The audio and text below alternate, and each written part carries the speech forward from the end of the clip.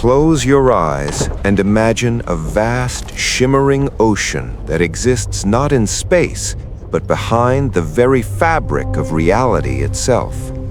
In the grim darkness of the 41st millennium, this is known as the Immaterium, or more commonly, the warp.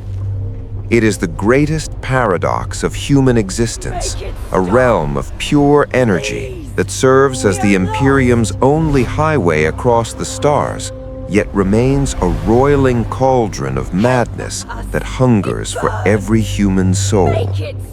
To understand the warp is to understand the terrifying price of progress in an unforgiving galaxy.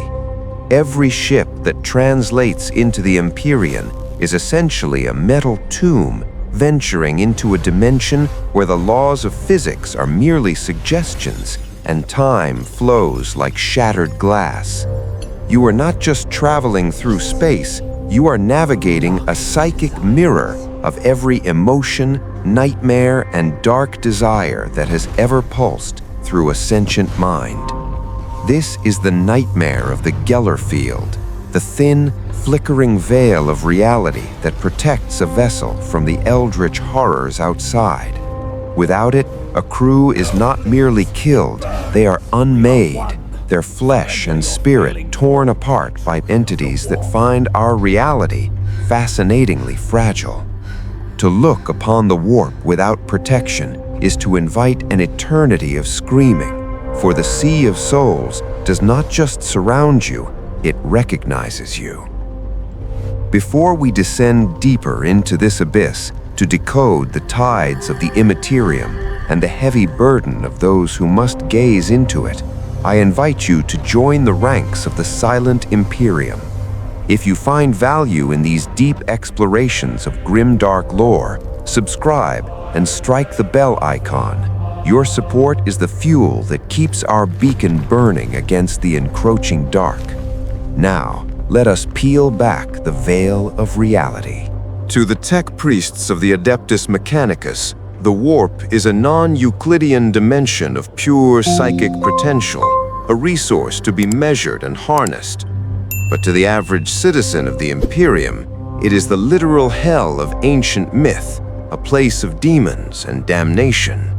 Both are correct, yet both fail to grasp the full, horrifying scope of what the Immaterium truly represents in the grand design of the universe. The Immaterium is a reflection, a dark, distorted mirror of the material universe. Every thought, every scream of agony, and every fleeting moment of hope in the real world creates a ripple in the Sea of Souls. Over millions of years, these ripples have coalesced into tides, and those tides have birthed storms of such ferocity that they can swallow entire star systems whole, leaving nothing but silence and shadows behind. In this realm, distance is a lie, and causality is a dream. A ship might enter the warp and arrive at its destination centuries before it even departed, or find itself emerging into a future where its home world has been reduced to ash. It is an environment where the strength of your soul matters more than the thickness of your armor, and where your own shadow might decide to walk away from you. Consider the sheer scale of this insanity. The Imperium of Man, spanning 1,000,000 worlds, is held together by threads of silver light passing through this sea of madness. Every communication, every shipment of grain, and every reinforcement for a dying war zone must pass through a dimension that actively hates its presence. We are a species of sailors on a ship made of paper, navigating a sea made of fire. The warp is not a static void. It is a living, breathing ecosystem of psychic energy. It has its own geography, though one that shifts with the whims of the great powers that dwell within. These are the currents of the Empyrean, the invisible flows of power that navigators must master if they are to guide their vessels safely. Some currents are as calm as a summer pond, while others are jagged reefs of concentrated spite. At the heart of this architecture are the four great powers, the chaos gods, whose presence shapes the very terrain of the Immaterium. Khorne's influence manifests as tides of boiling blood and mountains of skulls, while Tsananch's realm is a labyrinth of shifting colors and impossible geometries. These entities do not just live in the warp, they are the warp, their moods dictating the weather of the Sea of Souls. Now imagine being a common crewman on a transport ship, feeling the vibration of the hull as the vessel strikes a warp squall. You cannot see the monsters outside, but you can feel their hunger pressing against the bulkheads. The air grows cold, the lights flicker with a sickly violet hue, and the very walls seem to whisper your secret shames. This is the architecture of madness, where your environment is built from the debris of your own mind. The tides also harbor shallows and deep regions. Near the Eye of Terror or the Maledictum, the warp bleeds into reality, creating zones where the laws of nature are completely overwritten by the chaotic will of the Immaterium. Navigating these regions is a death sentence for most, yet the Imperium is forced to skirt these abysses constantly, for the warp is the only way to keep the light of the Emperor's light shining across the galaxy. Now imagine the unthinkable. You are deep within the hull of a strike cruiser when the hum of the Gellar Field generator falters. In that heartbeat, the air changes. It no longer tastes of recycled oxygen. It tastes of copper, old blood, and a dry electric heat that makes your teeth ache. This is the nightmare of Gellar Field failure, the moment the thin veil between your soul and the infinite hunger of the warp dissolves. The first thing you hear isn't a scream, but a sound like wet silk being torn. The shadows in the corner of your eyes begin to move independently of the light. You realize with a cold dread that the physical walls of the ship are becoming porous. Entities from the Empyrean do not need to break the hull. They simply manifest through it, drawn to the radiant heat of your living essence, like moths to a dying flame. As the failure progresses, the laws of biology begin to unravel. Your fellow crewmates might begin to fuse with the metal deck plating, their screams becoming part of the ship's internal machinery. The air fills with a cacophony of voices, some weeping, some laughing, all promising an eternity of exquisite agony. This is the reality of being hunted by the warp. There is nowhere to hide when the predator exists inside your own mind. We are halfway through our descent into the Sea of Souls. If this exploration of the warp's horrors has gripped you, consider supporting the channel by hitting the like button. It helps the machine spirit of the algorithm recognize our efforts.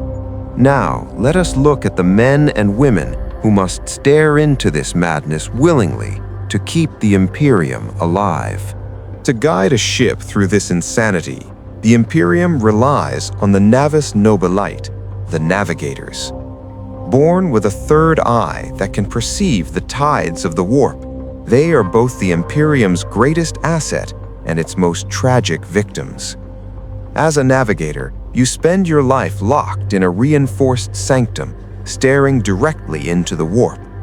You see the eddies, the reefs, and the psychic storms that would liquefy a normal human brain in seconds.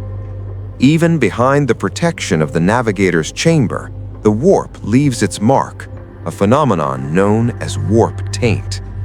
Over decades, your skin may take on a translucent, waxy quality, and your bones may begin to lengthen or warp into unnatural shapes.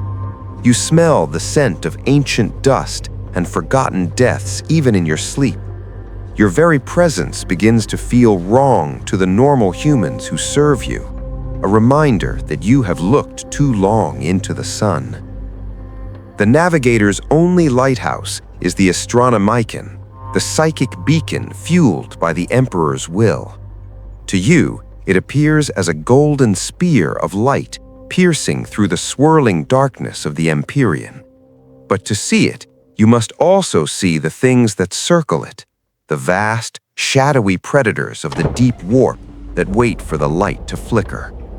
You are the only thing standing between your ship and an eternity of drifting in the void. But where does the fuel for this lighthouse come from? This leads us to the terrifying reality of the black ships. These massive, obsidian-hued vessels roam the galaxy to harvest the Imperium's tithe of psychers. To the citizens of a hive world, the arrival of a black ship is a day of mourning. Thousands are taken, chained in soul-dampening cells where the air is thick with the smell of incense and the sound of low, rhythmic chanting. You are one of those captives, a young man or woman whose only crime was being born with a connection to the Immaterium. You are kept in a state of constant low-level terror, your psychic potential suppressed by the ship's specialized no fields. The black ships are not just transports, they are floating prisons designed to ensure that the psychic spark within you does not ignite and consume the ship before you reach Holy Terra.